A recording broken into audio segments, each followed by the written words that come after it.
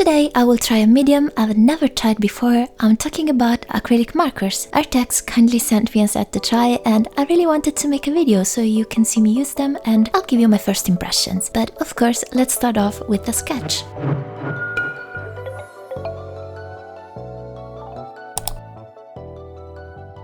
For this drawing today, I'm using my favorite smooth paper that you know I love, and I think it will suit the markers amazingly. Of course, paper is a matter of preference. In one of my previous videos, I tried heavy grain paper for watercolors, and I told you that I didn't really like it that much, at least with watercolors, which makes not that much sense considering that it's made for that purpose. But you know, to each their own. And this paper here, I love it for a variety of different mediums, even for watercolors, so I was super excited to try it with the acrylic markers. What can I say, you guys? I just love my paper smooth. Let me know in the comments what is your favorite paper. I know that artists usually have a very strong preference on paper, so let me know, I'm super curious. So today I'm sketching with skin tone pencils, which I really like for this type of artwork because I can start very lightly and intensify the color as I go. And about today's piece, I wanted to draw a little witch with a plant pot,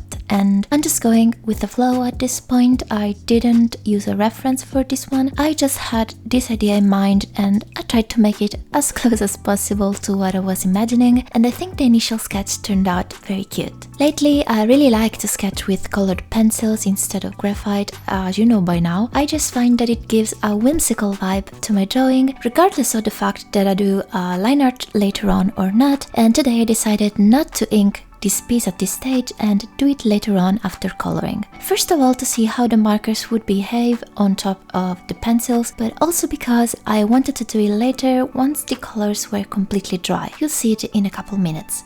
So the pencils give me the chance to build the drawing as I go without committing too much to one single stroke. I like that feathered effect that you can achieve with pencils. Of course, the downside of colored pencils is that they are a bit more difficult to erase, and that is why I suggest you to start light and build it up. As you can see, I struggled a little bit with the right hand of the character today because I couldn't really figure out the position I wanted for it, so I erased quite a bit. But since we are going to use acrylic markers and they have a very strong coverage, I didn't worry too much about the erasing lines left on the sketch. So I kept it up using warm tones at this stage, and at the end I just gave it a tiny bit of detailing with my mechanical pencil just to intensify some spots like the eyelashes or some angles, points that I know will be darker at the end and need more definition.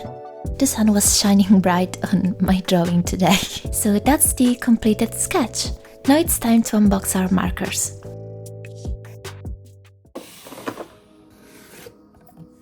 Today I am unboxing the 60 markers set by Arrtx. I really love what I did with the packaging because you can easily remove each layer and have all the markers laid out for you to choose when drawing, which is really convenient to see the colors of the caps properly. Since you can stack the layers on top of each other, they don't even take too much space on your desk, so I think the packaging is lovely and well thought out. And from an aesthetic and practical point of view, the little ink windows shaped like flowers, it's a really cute touch and allows you to see how much ink is left inside, so great job on this Arrtx. I think this is an essential feature. The 60 colors they chose allows you to work with a very big range of palettes. There is a good variety of greens, blues and especially yellows, going from more saturated, bright shades to more muted, softer shades, which is what I use mostly in my art pieces. But one thing that makes these markers very interesting to me is the fact that, first of all, they have a brush nib, which isn't usually found in acrylic markers. This allows you to be very precise when you're coloring, and they also made them so that you don't have to push the tip for the ink to come out. This prevents clogging, of course, and accidental pools of ink. The only thing you need to do is to shake them well before you start drawing so the pigments are perfectly mixed, and that's all for you to have that nice smooth coverage. But you also kind of have the chance to play around with this feature because you can only give it a light shake and have a little bit less coverage on purpose if you want some parts to show through, so I find that very interesting.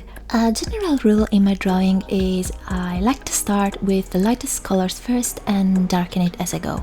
Of course, traditional art sometimes has that big trust the process phase, and this makes no exception. So if you happen to use them for the first time and you get that this isn't turning out good feeling, just keep it up, keep on drawing, finish it before you judge your skills. Once you master them and learn how they behave, the dry time, etc., you won't get that feeling anymore. And obviously you can layer the colors a lot and even create some special swirling effects by using them wet on wet, and you'll see me use that technique here a little bit on the hair. This was my first time trying the markers, and I know myself, and for example with alcohol markers I'm very bad.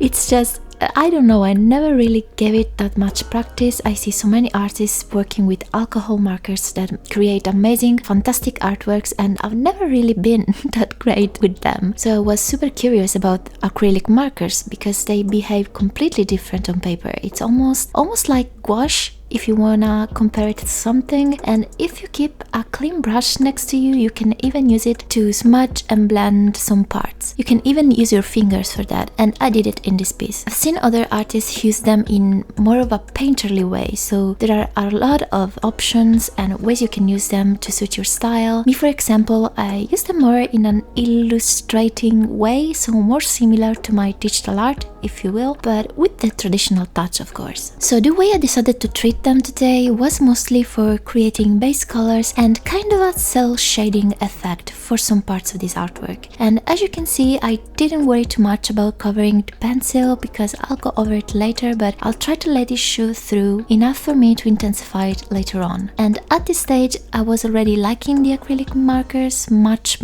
more than the alcohol markers. These are a little bit more forgiving. If you make a mistake, they are so high coverage that you can easily cover it, and I love the effect that it gives to the whole piece. It almost looks printed when you're finished, and you'll see what I'm talking about when I complete this. I think that this smooth paper is also what creates this effect combined with the markers, so I really like it, but at this point I'm curious to try it on heavy grain paper too, and I'll do it for sure. Maybe I'll film a short trying them on a different paper in the next couple of days. And we were talking about line art and inking previously, and I told you I chose not to ink this piece before coloring. So what I'm doing now that the colors have completely dried, I'm going in with colored pencils again, and I'm going to intensify all the parts of the line art that I want to accentuate. For example, hair, facial features, nose, eyelashes, mouth, fingers, any detail that I want to stand out, pretty much. And for example, the hair is blue, so I'm going to use a darker blue pencil and following this logic for the entire piece. And to finalize it, I'll pick a graphite pencil and add just a little touch of it on the deepest spot, like hair or the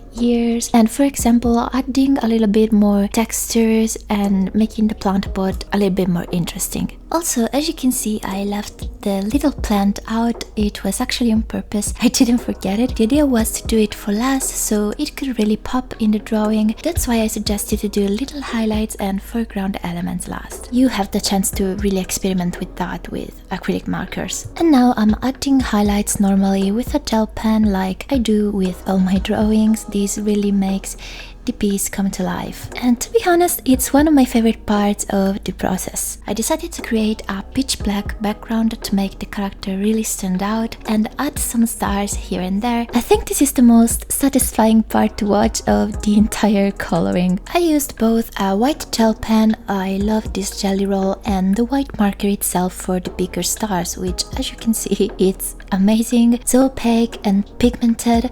I kinda went a little overboard with the stars, I know. And to give it a little bit of variation, I also use some pastel yellow and pastel pink. Plus I use a darker purple shade to make the background look like a blob of sky. And this is the final coloring result of the acrylic markers. I think it turned out cute considering I've never used this medium before. Let me know how do you think I did in the comments.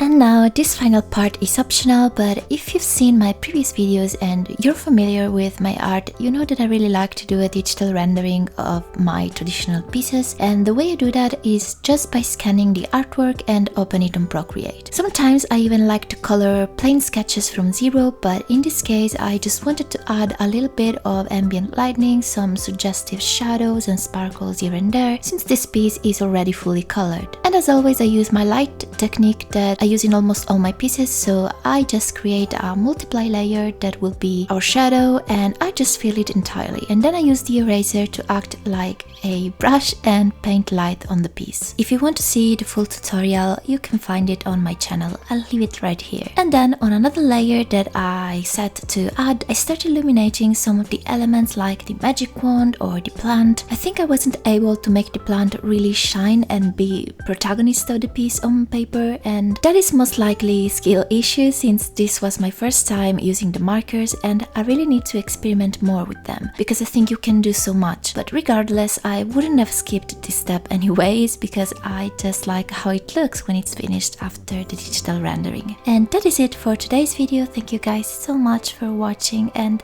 let me know if you ever tried acrylic markers before. I'll leave you links to the set that I use today in the description, and thank you so much to Arrtx for giving me the chance to try this set. I appreciate you all for watching, and I'll see you next Sunday with a new video that I think will be probably about me redoing my desk setup because it needs to be optimized for traditional drawing. Let's see what we'll make out of it. Thank you guys so much. Bye!